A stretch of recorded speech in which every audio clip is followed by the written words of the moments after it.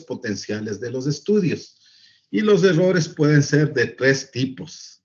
El error aleatorio, que es el que se produce por el azar, por el muestreo al azar, y puede hacer que algunos resultados no se parezcan al universo porque hubo un error aleatorio, un error muestral, un error debido al azar. Entonces eso es el error aleatorio y eso hay que evaluar. ¿Cómo se evalúa? Eso deberían haber aprendido, que se evalúa con el valor de P o con la precisión de los intervalos de confianza. Así se evalúa el error aleatorio. Si no se acuerdan o no los enseñaron, ya vamos a ver.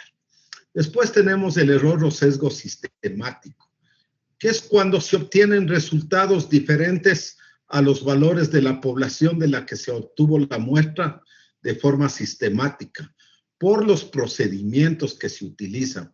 Y aquí el diseño de estudio es algo fundamental. Los estudios de ensayos clínicos controlados aleatorizados son los que menos errores o sesgos sistemáticos introducen, y de eso depende el nivel de evidencia. Y también son los que mejor controlan las variables de confusión. Las variables de confusión. Bueno, eso es evaluar la validez científica, evaluar el error aleatorio o error muestral, el error o sesgo sistemático y las variables de confusión. Solo una cosita nada más. Los errores muestrales se dicen errores, pero los errores sistemáticos, para diferenciar y que no haya, como es, confusiones en la comprensión, se les llama sesgos sistemáticos, ¿no? Entonces, pero en general son errores sistemáticos que se producen siempre según los procedimientos que utilizan. Bueno, el evaluar los errores se lo hace a través de dos partes. La validez externa, que es la que evalúa el error aleatorio muestral, y eso se hace con los valores de P de la significación estadística, sea H cuadrado, T de student, ANOVA, cualquiera, o con los intervalos de confianza. Ya, esa es la validez externa, es bastante fácil de evaluar. La validez interna es la evaluación de sesgos sistemáticos que pueden ser sesgos de selección, variables de confusión y sesgos de medición. Entonces, repito, sesgos de selección, variables de confusión y sesgos de medición. Vamos a ver estas primero. Vamos a ver la evaluación de la validez interna. La pregunta que nos hacemos cuando evaluamos un artículo científico es si el efecto observado, el resultado que obtuve en el estudio, se debe al tratamiento y no a la presencia de otras variables. Evaluar si los resultados son válidos y no se han debido a una estimación sesgada del efecto del tratamiento. Es decir, no se explica porque hay otra variable que influye. Para valorarlo hay que analizar los siguientes puntos. Primero, ¿cuál fue el diseño de estudio? Ya hablé que el diseño de estudio que menos sesgos sistemáticos y variables de confusión introduce son los ECAs, son los estudios experimentales. Lo segundo a evaluar es si los investigadores, los que evaluaron los resultados, usaron los mismos criterios, si tuvieron criterios uniformes, si estaban adecuadamente capacitados para evaluar. Y el tercero es el control de calidad de las mediciones. Si se hicieron mediciones precisas, sí, y esto depende a veces de los instrumentos, ¿no? Hay instrumentos mucho más precisos que otros. Sí, esto depende de la sensibilidad y la especificidad, por un lado, de las pruebas que se utilizan, y en segundo lugar también de los instrumentos que se utilizan, si están bien calibrados, si no tienen errores.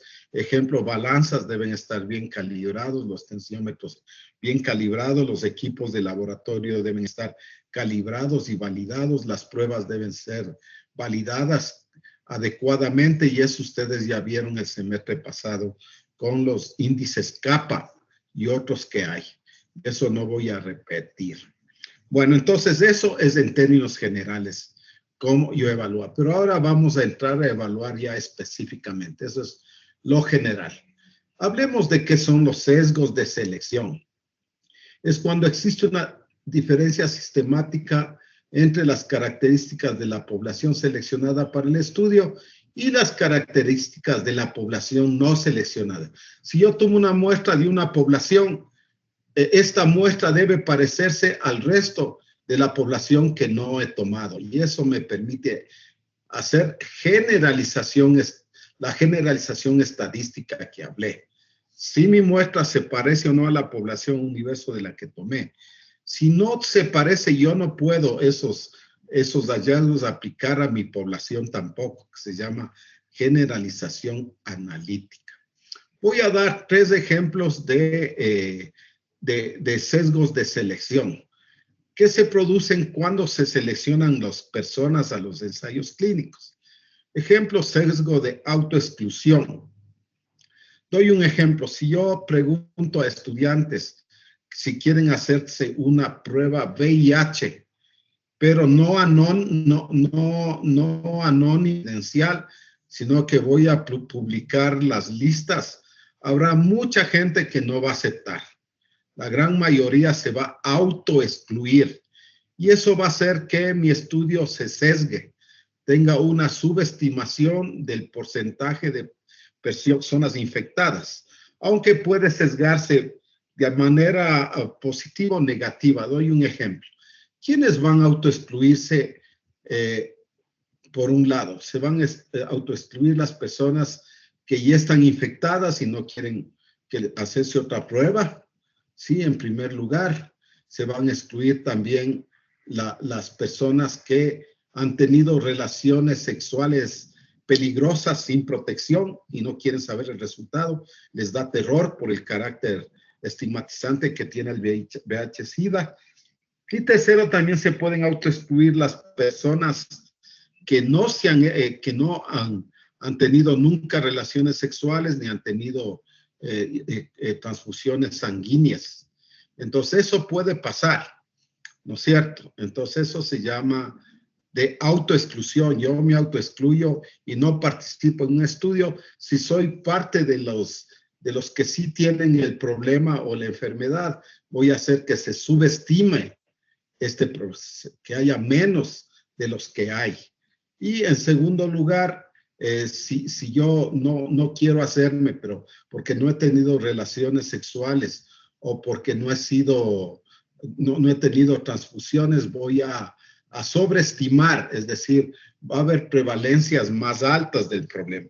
Y todo eso hace que el universo no se parezca a la población, ya no por el azar, sino por estos problemas de procedimientos de los estudios, ¿no? Segundo, las personas no son detectables para el estudio. Doy un ejemplo. Quiero hacer un estudio en adultos mayores para evaluar,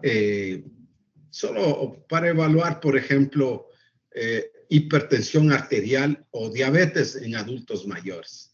Y quiero también saber el grado de avance o gravedad. Si yo voy a hacer estudios solo en ancianatos, los resultados no serán iguales y habrá muchos, y tal vez sean de características diferentes a los adultos mayores que están en sus casas, que les cuidan sus familiares desde el punto de vista socioeconómico, características de enfermedad, etcétera, ¿no? Entonces, yo no detectaría a estos que están en las casas. Al revés, si hago en las casas solamente, no voy a detectarles a los ancianos que están en ancianatos y que pueden tener características diferentes a los otros pacientes. O pueden estar hospitalizados porque tuvieron una recaída, no se cuidaron bien, hicieron un shock hiperglicémico, y por eso están hospitalizados. Y esos también no les puedo detectar. Eso se llama personas no detectables para el estudio. Y finalmente, el efecto del trabajador sano. Esto nace de los estudios de salud ocupacional. Iban los investigadores a las fábricas a ver enfermos, por ejemplo, por ruido, sordera, o por cualquier enfermedad grave, ¿no? Y a veces no encontraban a ningún trabajador enfermo. todos estaban sanos. ¿Por qué? Porque los enfermos ya se murieron, ya se jubilaron o estaban en reposo en la casa o estaban hospitalizados. Por lo tanto, eso hace que mi muestra no se parezca al universo, pero por estos problemas de selección. Bueno, hasta ahí llegamos en esta clase, muchachos. Continuará. Ya podéis ir en paz. Demos gracias al Señor, digan, por favor. Gracias, Doc. Al señor profesor, pero ya. Gracias. Ya, o sean felices, pero no fecundos.